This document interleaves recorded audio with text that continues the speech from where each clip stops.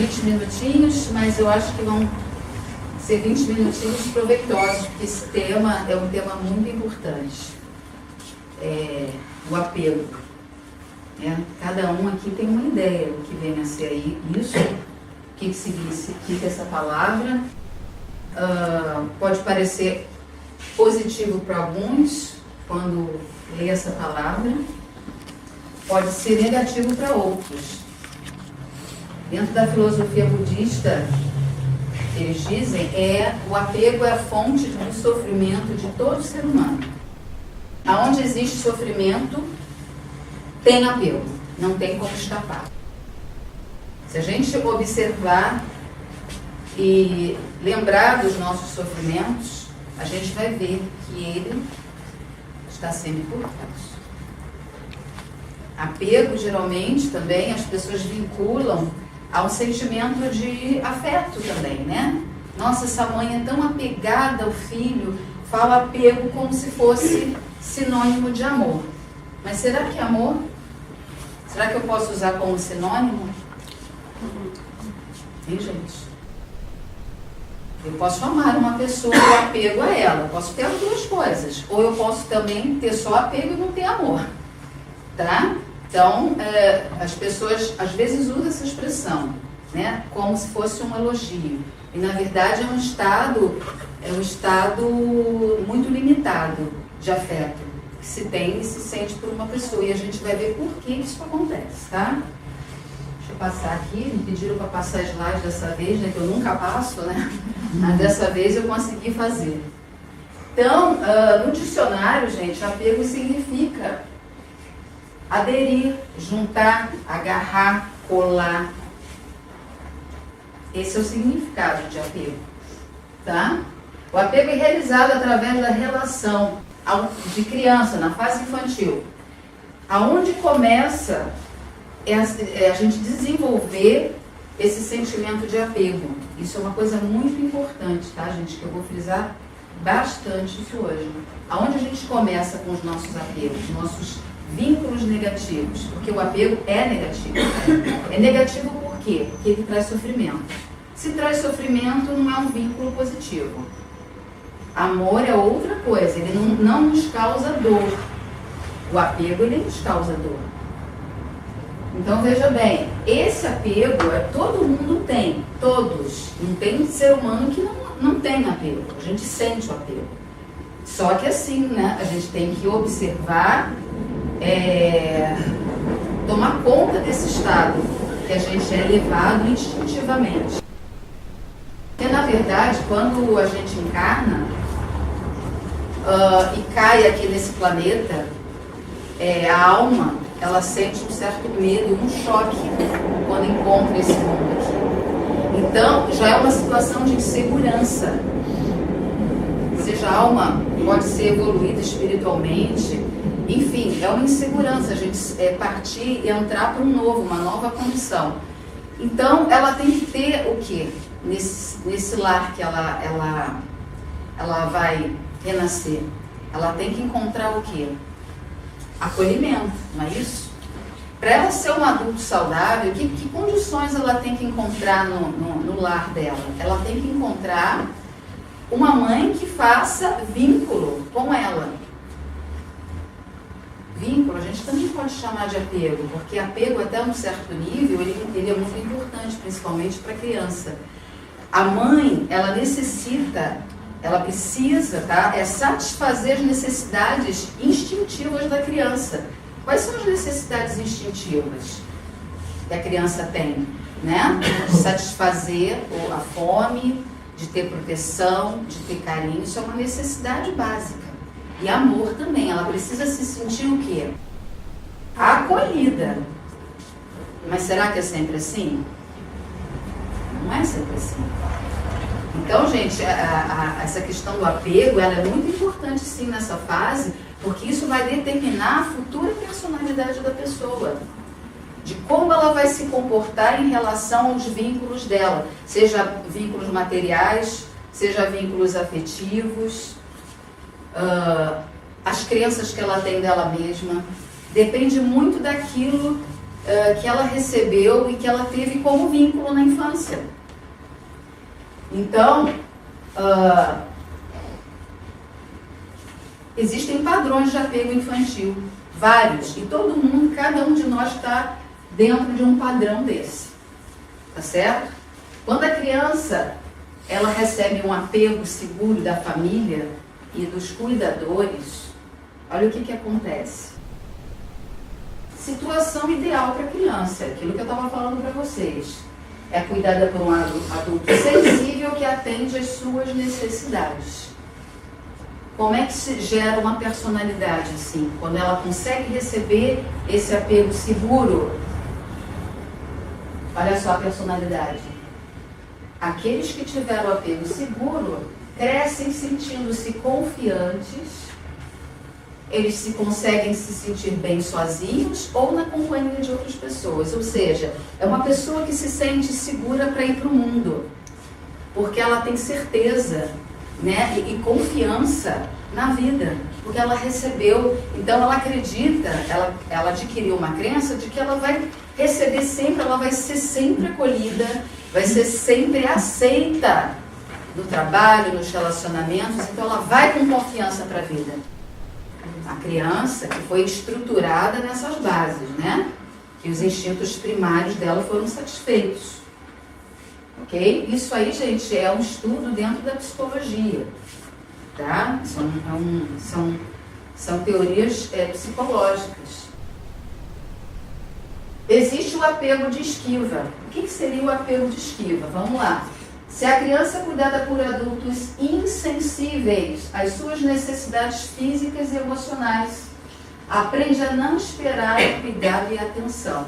Olha só, ela não recebeu, então ela aprende, ela não vai esperar, torna-se pouco expressiva em suas emoções e tende a cuidar de si mesma. Ou seja, até para ela é muito difícil receber a ajuda das pessoas. Ela se isola de uma certa forma. E ela é uma pessoa que aparentemente tem não expressa, não consegue expressar sentimentos. Esse é o tipo de personalidade que é criada com apego tipo esquiva. Então, na verdade, ela se afasta das pessoas. Ela se isola. Tá certo? É bom a gente saber desses padrões, até para a gente pensar, a gente se autoconhecer. Não para condenar a nossa família, porque os nossos pais nos deram o que eles puderam dar, né? Mas para que a gente entenda muitas vezes o nosso funcionamento, o nosso padrão de comportamento. Isso é muito importante, porque uma vez que eu determine e saiba como é que é meu tipo de personalidade, da onde esse tipo de personalidade veio, eu consigo também governar o meu comportamento. Porque dependendo da crença e daquilo que eu obtive na infância, eu vou agir, pensar e me comportar daquela forma. E às vezes é uma forma que não é boa para mim. Então o interessante, gente, a gente realmente procurar se entender. Isso é muito interessante. Crianças que tiveram apego ambivalente, tá? Apego ansioso, né? Algumas pessoas são inconsistentes na maneira de responder às necessidades da criança. Como é que é isso? Tem hora que atende a necessidade da criança, tem hora que se ausenta, ela sente falta, não estão me satisfazendo. Ambivalência, quer dizer, tem hora que tem hora que não tem. Tá? O que acontece com esse adulto? Olha lá o nome da personalidade, ó. Personalidade preocupada, personalidade ansiosa. Olha lá, são autocríticos, inseguros, constantemente buscam aprovação e validação do outro. Está sempre preocupado com isso. Então, claro, gerou uma tensão. Será que eu vou ser satisfeito? Será que as minhas necessidades vão ser preenchidas? Então, gera uma tensão. Eu preciso dessa mãe, eu preciso desse acolhimento. Então, o que acontece? Ele vai precisar da aprovação, não mais aquele tipo de acolhimento que ele necessitava na fase infantil, mas um outro tipo de acolhimento. Ele precisa da aprovação das pessoas. Se as pessoas não aprovam, na verdade, ele busca por essa aprovação. Ele faz qualquer coisa, tá? muitas vezes trazendo até sofrimento para ele. Então ele se torna, inclusive, emocionalmente dependente dos seus parceiros. Diferentemente do personalidade segura, que ele está muito bem preenchido das necessidades, ele foi muito bem preenchido. Então ele tem toda a segurança que ele pode receber isso. E se alguém, nas relações afetivas, né, com o parceiro, ele vai estar muito preenchido sem ficar precisando usar o outro como moleta, que o outro dê para ele aquilo que ele não conseguiu obter na infância. Tá? Tem um apego desorganizado, que seriam os pais ou cuidadores que fisicamente ou emocionalmente são abusivos. Relação de amor e ódio, onde a fonte de segurança torna-se uma ameaça. O que é isso, gente? O que vocês acham desse apego desorganizado? Ele já sabe que não vai ter nenhuma satisfação das suas necessidades, muito ao contrário. Ele está em ameaça constante. A gente sabe que existem lares assim. A gente sabe que existe muita agressividade em alguns lares, né? Desestruturados, desorganizados. E a personalidade vai se formando de que maneira? Com esse tipo de base. Olha só, quando adultos eles querem e precisam estabelecer uma relações com as pessoas. Mas o que acontece, gente? Quando ele começa a se aproximar de alguém, começa a fazer vínculo, daqui a pouco ele se esquiva, ele sai. Por que ele sai? Por causa do medo? Lembra lá da base dele? Ele recebeu agressão, violência. Então, ele inconscientemente, ele vincula o quê? Relacionamento, dor, sofrimento. Um lado dele quer se relacionar, mas o outro, cadê o medo? Que aí criou uma crença, né? Quando eu me relaciono profundamente com alguém, isso traz dor, traz sofrimento. Quanto de nós aqui já conhecemos pessoas assim, que muitas vezes a gente nem entendeu o que aconteceu, da gente se aproximar, mas estava tudo tão bem, né? Estava dando certo, né, o relacionamento, daqui a pouco a pessoa some. Já aconteceu com alguém isso? Ou só comigo? Acontece, gente. É normal. Mas aí, o que acontece geralmente? Quando isso ocorre, a pessoa começa a se sentir rejeitada, né? Já notou isso? Aí mexe logo na nossa rejeição. Poxa, o que eu tenho de errado, né? Para a pessoa, o que ela viu de errado em mim, que a gente começou a se conhecer, ela já fugiu. E não, na verdade, o problema não é contigo. O problema está na pessoa. Ela é cheia de dor, ela é cheia de sofrimento, ela não consegue.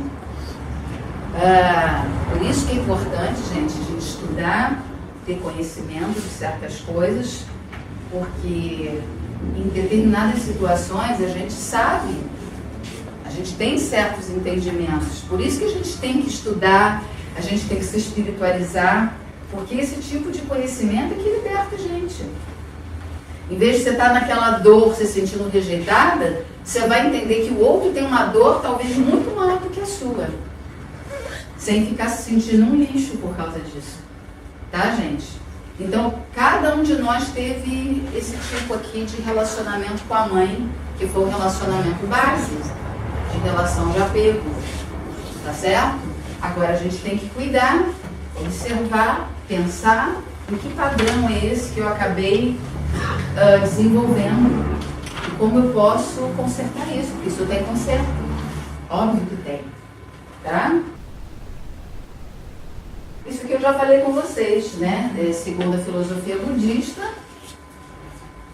o apego é algo que nos traz sempre dor, tá? Porque apego traz um entendimento de necessidade. Eu preciso, né? Eu tenho que me agarrar àquilo, porque eu não me sinto seguro. Então eu preciso me agarrar em alguma coisa ou em alguém. E toda vez que a gente se agarra em algo, ou numa situação, ou um tipo de maneira de pensar, porque apego ele pode ser de muitas formas. E formas que a gente nem imagina. A gente tem apego a bens materiais, a gente tem apego a pessoas, A gente tem apego às situações e temos apego que eu acho que é o pior de todos, que é o apego a crenças. E a gente vai falar sobre isso. Não são religiosas, não. Tá? O apego ao desejo é o sofrimento. Na verdade, o que ele quer dizer com essa frase aqui? Que não é desejar alguma coisa que te traz sofrimento. O que te traz sofrimento é o apego ao desejo. Porque eu posso desejar algo, mas não necessariamente me apegar àquele objeto de desejo. Tá certo?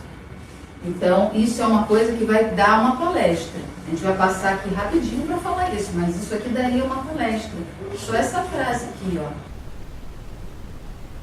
O apego ao desejo é o sofrimento. Isso aqui dá uma palestra. O desejo não causa sofrimento. A causa do sofrimento é o apego ao desejo. Isso que a gente já falou. Tens mesmo que investigar e conhecer verdadeiramente o desejo. Na verdade, o que é interessante, gente? Uma outra coisa importante é a gente ver o que a gente deseja e a qualidade desse desejo. Claro que se eu desejo comida, a gente tem desejos que são necessidades básicas, né? Isso é uma coisa que a gente não questiona. Mas muito também dos nossos desejos são desejos fúteis. Vocês já perceberam isso? Muita coisa a gente deseja e se apega desnecessariamente, com dor, sentindo dor e sofrimento, muitas vezes desnecessariamente. É uma coisa que a gente tem que observar. E claro, como eu tinha falado para vocês, existem vários tipos de apego. Um apego que é muito fácil, é o mais fácil de a gente observar nas pessoas. É o apego ligado à matéria. Isso a gente vê de cara. Ó, quando é que a gente consegue distinguir esse tipo de apego? Quando a pessoa, isso é o básico, né? Não consegue dividir seus bens materiais, ele também segura tudo, ele não consegue se desfazer de certas coisas, né? Apego a objetos, né? Vocês já viram pessoas assim, isso é uma coisa que não é comum, tá? Geralmente uma pessoa quando cria esse vínculo de apego com bens materiais, e a gente vê isso também, por exemplo, pessoas que guardam, já viu que tem pessoas que são acumuladores, né? Guardam coisas, não conseguem se desfazer. Vão guardando lá no guarda-roupa, guardando lá no depósito, uma coisa que ela nunca usa. Já não usa faz tempo, mas está lá. O que faz a pessoa agir assim, hein? Superficialmente falando, claro. O que vocês acham? Por que a pessoa precisa estar sempre guardando aquilo mesmo que ela não use? Já observaram que existem pessoas assim e às vezes a gente faz isso?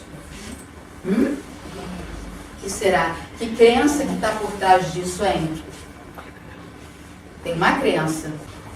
Uma pessoa, geralmente ela se apega a esses bens materiais porque ela tem medo que falte. Ela tem uma crença limitante.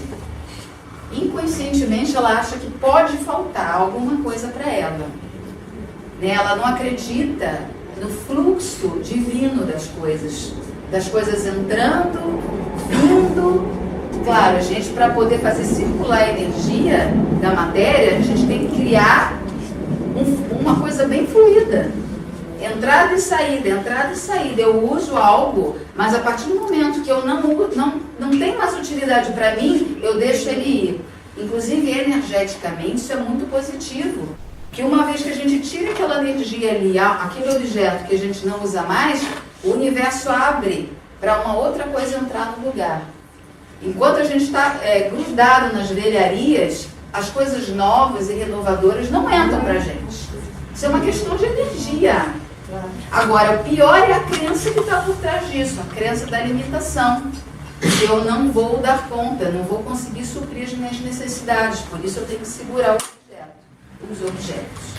Então a gente tem que observar muito isso, gente. Isso também vem da infância. Provavelmente foram crianças que tiveram bastante limitação disso. Agora, quando a gente está na fase adulta, o que a gente tem que fazer? Não é ficar justificando as nossas atitudes por causa fundamentado nisso aqui, não. A gente só entende de onde vem e vai trabalhar em cima. Bom, se eu desenvolver isso, como é que eu vou fazer agora para criar um outro padrão dentro de mim? Porque não adianta ficar só justificando o que foi, talvez até acusando alguém, e ficar daquilo. Não adianta. Né? O mestre não falou, conhecereis a verdade e ela vos libertará. Uma vez que você conhece esse padrão de repetição, o que a gente tem que fazer? A gente se observar os nossos comportamentos e tentar fazer a diferença. Certo? Porque a mudança ela não vai cair do céu, a gente tem que fazer o esforço. Para que serve esse espaço aqui? Para que servem as palestras, as orientações? Justamente para fazer a gente lembrar que a gente faz essas coisas. Por que é bacana um grupo? Porque um sempre vai lembrar o outro daquilo, que a gente esquece dessas coisas. O ser humano, ele dorme. Daqui a pouco, quando ele vê, ele já fez. Nossa, já fiz, agora já era. Não é assim? A gente entra no mecânico, no automático. Mas se eu estou estudando, se eu estou me orientando, se eu estou buscando, eu procuro sempre manter vivo isso aqui na minha mente consciente. Porque no meu inconsciente eu tenho todos esses padrões negativos que fazem eu agir de forma inconsciente. Mas conscientemente eu tenho que tentar mudar esse padrão. Só através da consciência. Olha o nome do espaço, né? Da luz da consciência. Só através da consciência que eu mudo os padrões inconscientes. Esses padrões de limitação. Agora, os outros padrões, gente, são importantes. Vamos continuar na outra, tá? Porque tem bem mais coisa aí, tá? Apego a relacionamento, apego à minha autoimagem. Isso é uma coisa muito importante que vai ficar para a próxima.